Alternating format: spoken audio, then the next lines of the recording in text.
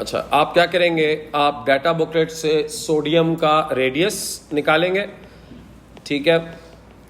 From data booklet अगर sodium का जो रेडियस है वो है 0.095 डिवाइडेड बाय जो Cl का रेडियस है वो है 0.181।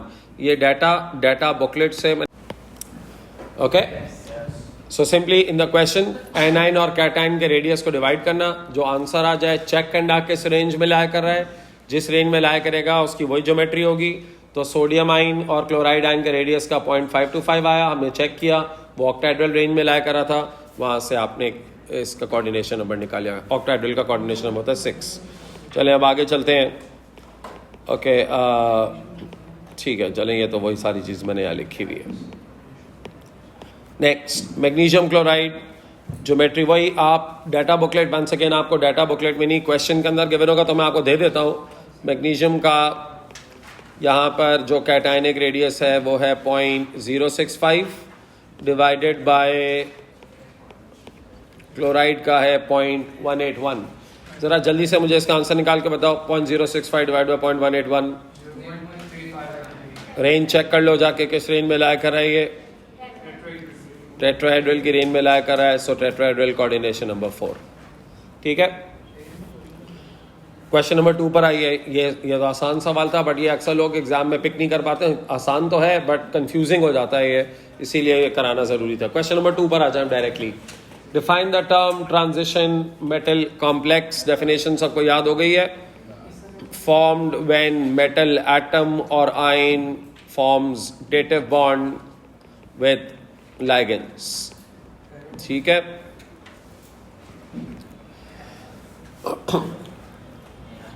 सो कॉम्प्लेक्स बनता है जब मेटल एटम और आयन डेटिव बॉन्ड बना लेता है। Okay, this part platinum can form compounds. इसमें प्लैटिनम 4 अमोनिया है, 2 Cl है। अच्छा, उसके बाद PtCl4। अच्छा, दो अलग अलग कंपाउंड्स हैं। State the coordination number and oxidation numbers of platinum into ions of this compound. आप लोगों को कोऑर्डिनेशन नंबर का मतलब है how many ligands surround platinum. तो कोऑर्डिनेशन नंबर तो आपने पहले वाले का निकाल लिया होगा। It's an octahedral complex. Total number of ligands count करो ना, तो टोटल नंबर ऑफ लाइगेंड्स यहाँ पर कितने हैं? 4 अमोनिया और 2 क्लोरीन 6, यानी ऑक्टाहेड्रल है। और इसके अंदर टोटल नंबर ऑफ लाइगेंड्स कितने लगे हुए हैं? 4। तो कोऑर्डिनेशन नंबर तो आपके लिए आसान है, कोऑर्डिनेशन नंबर इसके लिए 6 है। अच्छा, ऑक्सीडेशन नंबर कैलकुलेट करें। ऑक्सीडेशन नंबर का मतलब है आप प्लैटिनम का चार्ज कैलकुलेट करें। ऑक्सीडेशन नंबर क्या आएगा पहले वाले कंपाउंड में? प्लैटिनम का +4 आ रहा है, पक्की बात है? अच्छा, एक्सप्लेन करें +4 कैसे आ रहा है आप लोग, मुझे भी। +4 ही है। सेकंड वाले के अंदर 4 और +2 है। अच्छा, +4 कैसे है ये समझ में आ रहा है तुम लोगों को? जिसको नहीं आ रहा उसको समझा दूं। ये आपके पास कंपाउंड है, पूरे पे चार्ज क्वेश्चन में गिवन है +2। पूरे का चार्ज अगर +2 है, ये क्लोराइड है। क्लोराइड एक क्लोराइड का होता है -1 मल्टीप्लाई बाय 2। अमोनिया का चार्ज तो 0 होगा ना, यहां से प्लैटिनम का चार्ज वर्कआउट कर लो। अच्छा, बच्चे कहते हैं सर हमें कैसे पता ये क्लोराइड है? भाई ये होता ही क्लोराइड है। Cl जब भी ट्रांजिशन कॉम्प्लेक्स में होगा ना, वो Cl- ही होगा। Cl एटम ये बना ही नहीं सकता। तो आपको ये बात याद रखनी है। तो इसका x की जब वैल्यू तुम कैलकुलेट करोगे तो x की वैल्यू आ जाएगी +4। समझ में आया +4 कैसे आया? और दूसरा वाला तो खैर बहुत ही आसान है यार। उसमें तो ओवरऑल चार्ज -2 है, तो 1 का -1 मल्टीप्लाइड बाय 4, यहां से x। समझ में आ गया? और ये भी आप लोगों को समझ में आ गया है कि इसके कोऑर्डिनेशन नंबर्स कैसे निकले। उसमें 6 लैगेंड्स सराउंड कर रहे हैं उसको, और इसमें 4 लैगेंड्स। अच्छा, लैगेंड इंपॉर्टेंट नहीं है क्योंकि वो सब मोनोडेंटेट है ना, सारे मोनोडेंटेट है, तो 6 बॉन्ड्स बनेंगे। ठीक है, चलें आगे चलते हैं। Next part, 3 dimensional diagrams to show the 2 isomers. अच्छा, इसने हमें नहीं कहा सिस ट्रांस, इसने नहीं कहा ऑप्टिकल लेकिन इसके अंदर कौन सा आइसोमेरिज्म, सिस ट्रांस हो सकता है? हो सकता है। मैंने आपसे कहा था कि अगर बाइडेंटेट्स दो अलग अलग तरह के और कम से कम दो बाइडेंटेट एक जैसे हो तो हो सकता है। तो आप इसमें जल्दी से हम बना लेंगे। ये जो अरेंजमेंट मैंने बनाया है, अच्छा पहले तो ये मैंने सारे बना दिए ना। अगर Cl को मैं ऑपोजिट साइड पे लगा दूंगा तो ये कौन सा होगा? ठीक है, इसको आप यूं भी बना सकते हैं।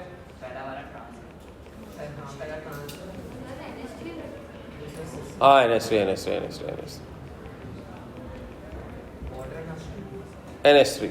सॉरी।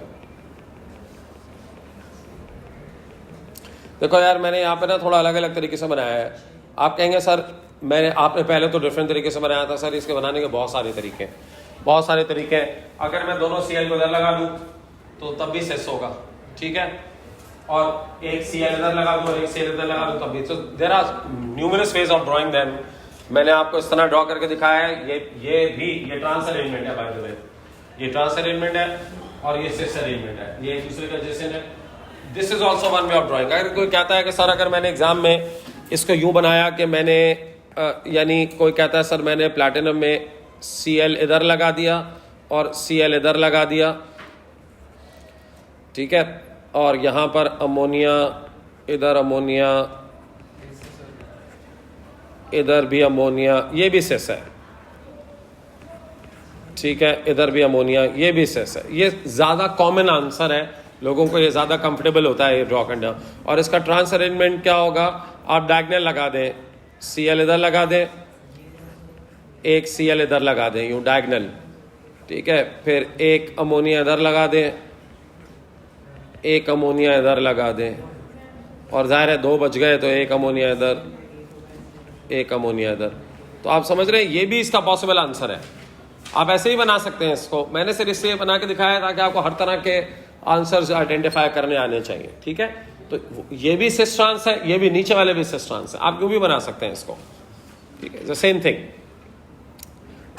मेरी ऑब्जर्वेशन ये है कि आमतौर पे लोग जो है ना, ये जो नीचे मैंने डायग्राम बनाया हुआ है, ये इससे ज़्यादा कंफर्टेबल होते हैं, ठीक है। चलिए आगे बढ़ते हैं। खैर आप लोगों को तरीका तो आ गया। कोई भी बना लें आप, जो मैंने नीचे बनाया है वो बनाना है वो बना लें, बॉक्स में जो बनाया है वो बना लें। समझ में आ गया ये क्वेश्चन कैसे हुआ? Okay, moving on to the next, this part. इसका ये वाला पार्ट थोड़ा सा ट्रिकी लगता है लोगों को, तो इसको ज़रा समझना है आपने। Solutions of compounds PtNH4Cl2 Br2 and platinum this. अच्छा देखो, पहले तो तुम्हें ये कॉन्सेप्ट बनाना है, जो बाहर Br2 लगा हुआ है और जो बाहर Cl2 लगा हुआ है, ये इस कॉम्प्लेक्स के साथ बॉन्डेड है। यानी basically you need to understand, अभी मैं आप लोगों को बताऊं, ये जो लोगों को बात समझ नहीं आती है ना, कि इसमें लिखा हुआ है assume that any species bonded to platinum ion does not react in this test। तो बेसिकली ये जो दो Br है ना, ये इस पूरे कॉम्प्लेक्स के साथ बॉन्डेड है, और ये जो दो Cl है ये भी इसके साथ बॉन्डेड है। देखें ये कैसे, इसका फॉर्मूला कैसे बना हुआ है। अभी हमने इस कॉम्प्लेक्स का फॉर्मूला क्या लिखा था? कॉम्प्लेक्स का फॉर्मूला क्या था? NH3। यहां पर जो फॉर्मूला था प्लैटिनम, क्या इसका चार्ज क्या था? NH4Cl2। क्या चार्ज था? +4 था ना इसका चार्ज, हमारे पास Cl2 था, ठीक है। तो ये जो पूरा तुम्हारे पास कॉम्प्लेक्स है, ये पूरे कॉम्प्लेक्स ने इस Br2 के साथ बॉन्ड किया भाई, यानी ये इसके दरमियान और इसके दरमियान बॉन्ड है, ठीक है। ये दो Br एटम है, यूं समझ लीजिए, इसके साथ बॉन्डेड है, उसके उधर Cl है। अब उसने कहा है आपसे complete the table in with a test that could use positively identify each compound, give details of expected observation with each compound। In other words, आप लोग यहाँ पर ब्रोमाइड का और क्लोराइड का टेस्ट सजेस्ट करेंगे ना, क्योंकि देखो जो कोवेलेंटली बॉन्डेड क्लोरीन और अमोनिया ना, आप उनको नहीं कर सकते, ठीक है। अज्यूम, उसने लिखा हुआ है, क्वेश्चन में भी लिखा हुआ है, assume that any species bonded to platinum ion does not react in the test. तो आपको जो टेस्ट करना है वो एक में ब्रोमाइड का टेस्ट करना है और एक में आयोडाइड का टेस्ट करना है। तो देखिए इसके अंदर मामला किस तरीके से होगा, ये मैं आपको फिर से समझा दूं, ये इस तरीके से है, ये ऐसे है भाई, ये बॉन्डेड टू प्लैटिनम है, इनको नहीं आप टेस्ट कर सकते। आप टेस्ट करेंगे वो 2 ब्रोमाइड, एक्चुअली ये 2 ब्रोमाइड इसके साथ अटैच हुए हुए हैं, ठीक है। और इसी तरीके से यहाँ पर ये 2 क्लोराइड, ये लिखे हुए ही होते हैं बट ये 2 क्लोराइड इसके साथ बॉन्ड हुए हुए हैं, ये है इसका रियल बॉन्डिंग। तो आप पहले वाले के लिए एक ब्रोमाइड का टेस्ट कर लेंगे और एक क्लोराइड का टेस्ट। ब्रोमाइड का टेस्ट और क्लोराइड का टेस्ट आप पढ़कर आए हैं, आप लोगों ने ऑर्गेनिक में भी पढ़ा है, मैंने हाइड्रोजन एल्केन्स में भी पढ़ाया था आप लोगों को। क्या होता है ब्रोमाइड आयंस के लिए, अगर हम एक्वस सिल्वर नाइट्रेट ऐड करते हैं तो ब्रोमाइड के साथ क्या आता है, क्रीम पीपीटी, और अगर आप क्लोराइड आयंस होते हैं तो उसके साथ क्या आता है, वाइट पीपीटी, ठीक है। तो यहाँ पर ये बॉन्डेड टू प्लैटिनम है, तो यहाँ पर add HNO3 followed by silver nitrate. HNO3 तो पता है ना आपको क्यों डालते हैं, कार्बोनेट को एलिमिनेट करने के लिए, क्योंकि अगर कार्बोनेट होता है ना तो कार्बोनेट भी आपको वाइट पीपीटी दे देता है, तो HNO3 इसलिए डालते हैं ताकि अगर कोई कार्बोनेट है तो वो एलिमिनेट हो जाए बस। तो पहले वाले के साथ आएगा, यहाँ ब्रोमाइड है, क्रीम पीपीटी ऑफ, आपको पता है सिल्वर ब्रोमाइड के होते हैं, और इसके साथ आएगा वाइट पीपीटी, समझे, इस तरह से सेपरेट होगा। सो बहुत सारे लोगों को देखें, इसमें मैं आपको बताता हूँ बड़ी जेन्युइन कॉमन कंफ्यूजन क्या है। लॉट ऑफ किड्स से सर ये तो Br2 है, मॉलिक्यूल है। नहीं भाई, ये मॉलिक्यूल नहीं है। आज याद रखिए, ये जो कॉम्प्लेक्सेस होते हैं ना, ये आयनिक कंपाउंड्स बनाते हैं, ये कोवेलेंट कंपाउंड बनाते ही नहीं है, they are ions, complexes are ions. तो आयंस तो आयनिक कंपाउंड बनाएंगे ना। सो ये तो मैंने आपको क्लास में सिखा दिया। अगर आप खुद पहली दफा अटेम्प्ट करेंगे ना, आप कहेंगे यार Br2 को मैं कैसे टेस्ट करूँ, ये तो ब्रोमीन मॉलिक्यूल है। लोग इसका बड़ा, मैं आपको कॉमन गलत जवाब बताता हूँ, वो कहते हैं ऐड वो क्या नाम है, इसका एक्वस ब्रोमीन उससे रिएक्ट करता है ना, क्या नाम है, अनसैचुरेटेड मॉलिक्यूल से। तो मैंने उसका ये भी आंसर देखा, वो कहते हैं एल्कीन ऐड कर दे, ठीक है। अगर एक्वस ब्रोमीन डीकलराइज हो जाएगी तो इसका मतलब है कि ब्रोमीन प्रेजेंट है, और क्लोरीन में there will be no decolourisation. भाई ये बिल्कुल भी एक्सेप्ट नहीं हो सकता। ये ब्रोमीन मॉलिक्यूल नहीं है, ये ब्रोमीन आयंस है, ब्रोमाइड आयंस है। ये क्लोरीन मॉलिक्यूल नहीं है, ये क्लोराइड आयंस है। Get it? सो ये इसका तरीका है, समझ में आया? चलें आगे चलते हैं। नेक्स्ट,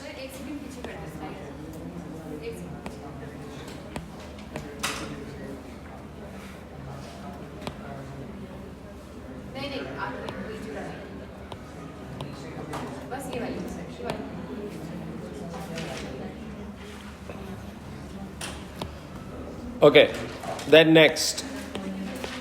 सर ये मैंने आपको क्लास में लिखवाया था, in this question you should consider geometrical and optical. What type of isomerism shown by the following? Geometric, optical, both. What did I tell? Octahedral complexes can show both, ठीक है।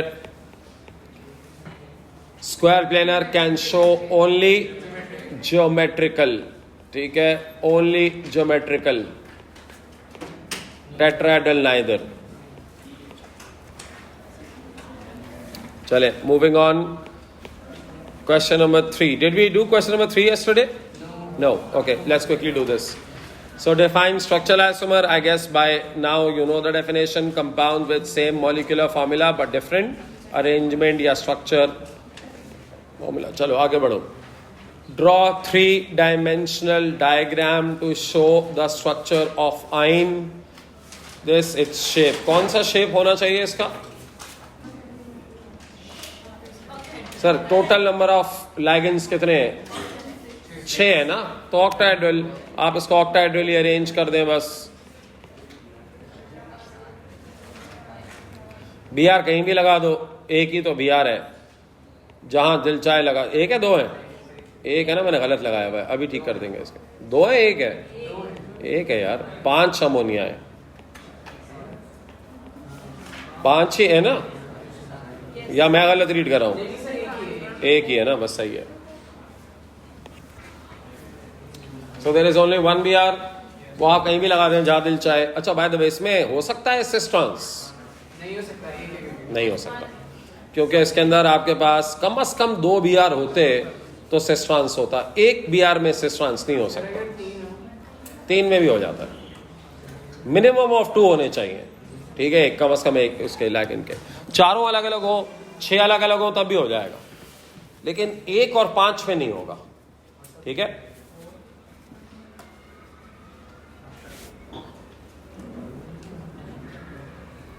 Shape इसका octahedral है। चलें आगे चलें, next part. अब state the type of bonding between cobalt and ammonia. Sir ये dative bond होता है ना, कोऑर्डिनेट या डेटिव कोवेलेंट बॉन्ड, कोऑर्डिनेट या डेटिव कोवेलेंट बॉन्ड कहते हैं इसको। अच्छा, इसमें आप सिर्फ कोवेलेंट बॉन्ड लिख कर आएंगे तो एग्जामिनर आपको मार्क्स नहीं देगा। ठीक है, उसकी वजह यह है कि आपको क्लैरिटी से बताना है कि ये कोऑर्डिनेट या डेटिव बॉन्ड होता है। Right, state the oxidation number of cobalt in this one. +3 आ रहा है। पूरे कॉम्प्लेक्स का कितना है? पूरे कॉम्प्लेक्स का है, पूरे अमोनिया का तो 0 होता है, कोबाल्ट का एक ब्रोमाइड का होगा -1, पूरे का +2 है, तो इसके अंदर +3 करोगे तभी आंसर आएगा ना +2 के बराबर, तो इसका +3 है। दूसरे वाले में बताओ, उसमें ही +3। इसमें देखो पूरे कॉम्प्लेक्स का +1 है, सल्फेट का कितना होता है? -2, अमोनिया का 0, तो आपको कितना लाना पड़ेगा कोबाल्ट का कि आंसर +1 आ जाए? +3। ठीक, शाबाश, ये तो यार सबसे आसान काम है, तो उसको निकालना। ठीक है, चले अब सॉल्यूशंस ऑफ कंपाउंड्स। अच्छा, ये बिल्कुल आइडेंटिकल क्वेश्चन है जैसा मैंने अभी आपको कराया, अब आप इसका जवाब देंगे मुझे। Can be distinguished from each other by simple chemical test. Assume that any species bonded to cobaltine does not react in these tests. Complete the table with 2 different tests that could be, so इसमें कहा है 2 different tests. ठीक है, to positively identify each compound, give expected observations with each compound. आप लोग ये देखें कि इसमें सल्फेट है, देखो जो ब्रैकेट के बाहर है ना उसका टेस्ट कर सकते हो तुम, जो ब्रैकेट के अंदर है वो बॉन्डेड टू द कोबाल्ट, वो नहीं हो सकता, क्वेश्चन में लिखा हुआ है। और इसके अंदर तुम करोगे ब्रोमाइड, सो एक से ब्रोमाइड आइडेंटिफाई होगा, एक से सल्फेट आइडेंटिफाई होगा। अनफॉर्चुनेटली आप लोगों ने एएस में बहुत ज़्यादा लैब्स नहीं की, तो I don't know you guys remember this test or not, but ये टेस्ट तो आपको याद होने चाहिए एनाइंस और कैटाइंस के। ये तो ओ लेवल से भी आपने याद किए हैं। याद है किसी को सल्फेट के लिए क्या यूज़ करते हैं? सल्फेट का टेस्ट बेरियम नाइट्रेट। जब आप एक्वस बेरियम नाइट्रेट ऐड करते हैं तो वो वाइट पीपीटी देता है सल्फेट के साथ। और ब्रोमाइड का टेस्ट अभी हमने लर्न किया सिल्वर नाइट्रेट। लेकिन HNO3 हमेशा डालना अच्छा होता है। HNO3 इसलिए डालते हैं ताकि अगर कार्बोनेट एलिमिनेट, क्योंकि कार्बोनेट भी वाइट पीपीटी बना देते हैं। उसके बाद फॉलोड बाय सिल्वर नाइट्रेट भी डाल सकते हो, बेरियम, अच्छा इसमें सिल्वर नाइट्रेट भी डाल सकते हो। अच्छा ये तो मैंने इसका टेस्ट किया है, एक सेकेंड, इसका ये तो मैंने ब्रोमाइड का किया है भाई। और उधर at barium nitrate, aqueous barium nitrate, white PPT, ये बेरियम सल्फेट के वाइट पीपीटी होते हैं। अच्छा इसके अंदर भी आप पहले HNO3 ऐड कर सकते हैं। HNO3 का मकसद होता है एलिमिनेट करना कार्बोनेट को, तो वो आप इधर भी HNO3 ऐड कर सकते हैं। ठीक है, okay. 2 compounds are of different colors. Explain why the colors of 2 compounds are different. Why are the colors different? Energy gap. Since the compounds are different, therefore the delta E energy gap between splitted d orbitals is different, hence absorbed colors of different wavelengths or frequencies. असल की point है उनका delta E अलग अलग है, जो energy gap है वो अलग है। एनर्जी गैप अलग होने की वजह से वो डिफरेंट कलर्स के वेवलेंथ को एब्जॉर्ब करते हैं। आप ब्लैक एंड्स डिफरेंट है भी कह सकते थे, ठीक है, उससे भी आपको मार्क मिल जाता। तो असल है की पॉइंट है कि उनका डेल्टा ई डिफरेंट है।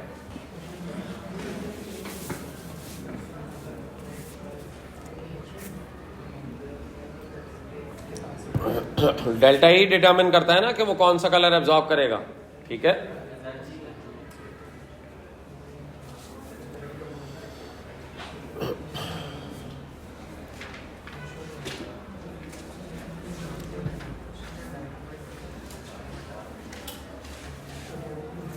Okay, then